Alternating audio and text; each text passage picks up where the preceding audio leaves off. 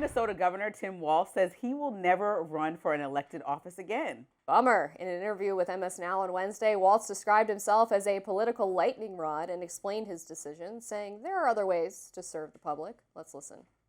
No political consideration. Will never run for an elected office again. Never again. Never again. And I will just do the work. And what I found is, again, I'm going to say this. There's heroes on the streets that we don't know their names. They're never going to run for office.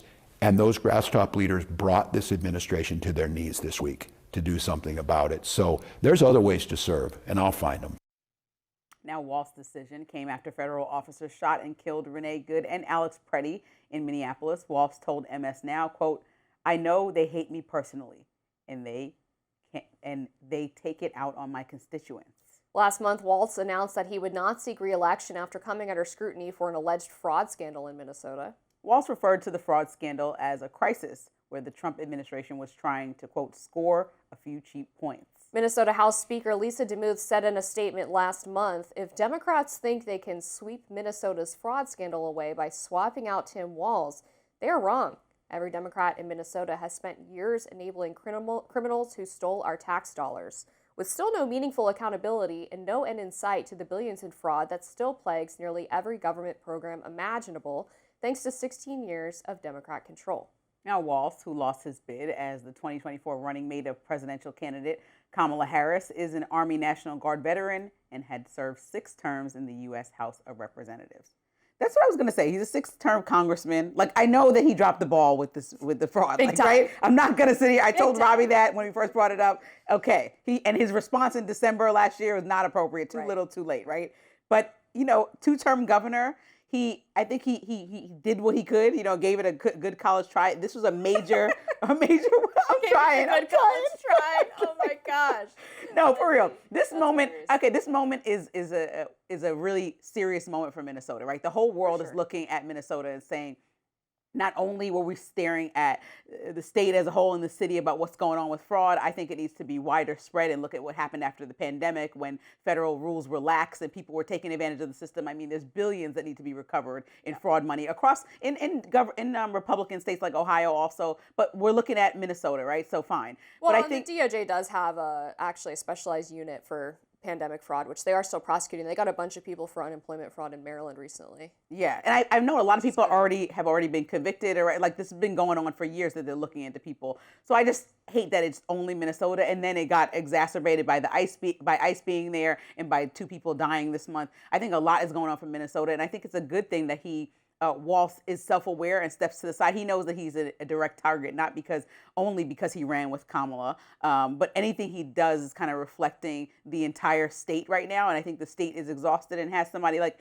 Amy Klobuchar, who I think, that's a possibly good moderate option for governor to take his position. And I know people are saying, like, Democrats don't handle this well, but she's coming from a clean slate. She's saying, like, I have this moderate, pragmatic approach. I've worked across the aisle in many capacities. I've served in the Senate since 2007, and I think I can get things done. I mean, Amy Klobuchar is not, she's not a Mamdani. I think she has a different approach to how to negotiate across the aisle. And hopefully there'll be I agree. Anybody scamming the system or being a criminal should go to jail. Like, this is simple things to say. And I know there was a little bit of apprehension on Walz's part for looking into the Somali community because he felt like the optics might look a little absurd.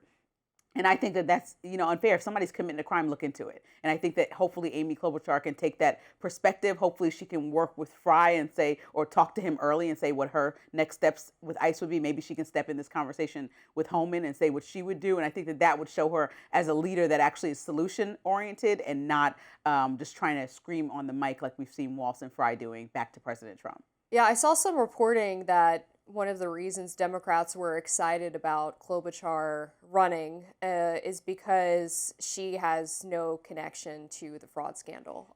She's outside of it. She hasn't raked in a bunch of political donations from the Somali community like Walz and some of the people in his cabinet, which is now being investigated, whether or not he swept the fraud under the rug, not just for the optics reasons, but also potentially for political reasons. She doesn't have that issue lingering around her, so she is able to come in with a clean slate if she were to win. So I think you're right about that. Now, when Tim Walz said there are heroes on the streets, you never know their names, they don't ever run for office, I'm pretty sure he was talking about us. Us? Right? Yeah. We're the heroes. We'll never run for office, but we're doing. So you think he's gonna get into TV? No, I'm just kidding. No, but I was wondering. I mean, like there are a lot of organizations. I mean, does he want to run a nonprofit? Like, what does he want to do? Maybe he wants to join Minnesota Ice Watch. You know, I definitely don't think that that's happening. But I also think this is a moment where we open the door for the next generation. A lot of conversations that Robbie and I often have is the fact that people stay in positions when it's past due, that and not that Klobuchar is the next generation of young leadership, Yeah. but just the idea that he moves to the side and knows when it's time, as opposed to those leaders in other positions throughout Congress or the federal government that are like, no, I'm staying here till I have a cane walking out of here, and you've been embattled in so many ways, but just defiant. And so I think being self-aware in this way, he had a lot of things coming, but we've seen politicians in the past who just double down and want to stay in their position until they get voted out. And it's like, just make it easier for the person that you'd like to succeed, like to come after you, and not make it harder for the entire party by your ego taking over this moment. Yeah, that's true.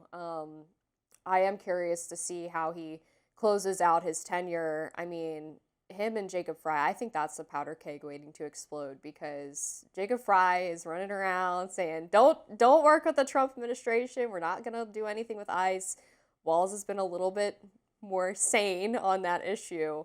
But as we talked about earlier, there's this delineation between state and local law enforcement and then the feds coming in, where I think Jacob Fry could really give him a hard time in his last little time left in office. For sure. I think everyone should be on the common ground that American citizens dying in Minnesota should never happen again. I also understand that we had new video of, I believe, the tail light of one of the ICE cars being broken by Alex Preddy, and so we should also not be protesting in that way. And you're allowed to protest, right? Use your rights and speak up, but let's not damage property. Like, there's a way as that Holman effective said, protest. keep it peaceful, right? Like, don't obstruct proceedings. Don't use your cars to block people. Don't be assaulting officers. You can be out there with your stupid whistles and blow your whistle or whatever, and that's fine. But as soon as you start trying to get involved in a law enforcement proceeding, things get chaotic, and it's basically becomes a fog of war situation. And I think, tragedies like the Renee Good and Alex Preddy shooting could be avoided if everyone just stood back and stayed peaceful. Including ICE. Well, they're doing their jobs. Well, we argued the excessive force thing, but we're not going to rehash the thing. Yeah. We'll let the courts litigate. All right, up next, legendary rock musician Bruce Springsteen is calling out President Trump and ICE in his latest song. We'll be right back with more on that.